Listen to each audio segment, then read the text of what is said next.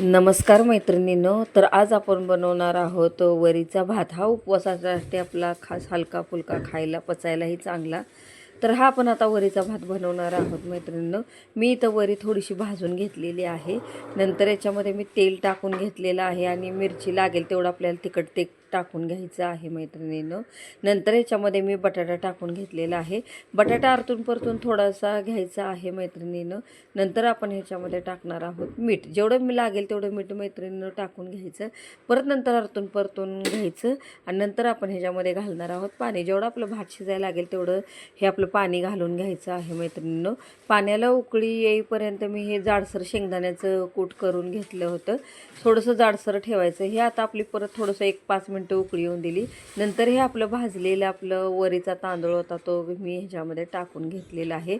हा मिक्स करून घेतल्यानंतर याच्यावरती झाकण ठेवायचं, 1-5 मिनटं ठेवायचं.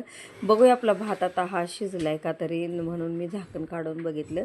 तर हा झटपट होतो मैत्रिणींनो. वरीचा भात उपवासाला खायलाही चालतो आणि आपल्याला असा कधी हलकं खायचं असेल तर खूप छानही लागतो.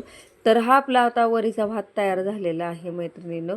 तर माझी ही रेसिपी कशी वाटली मला नक्की कमेंट करून सांगा. माझ्या यूट्यूब चॅनलला लाईक करा, शेअर करा, सबस्क्राईब करा आणि हो, इन्स्टा आय डीला जाऊन फॉलो करा मैत्रिणी.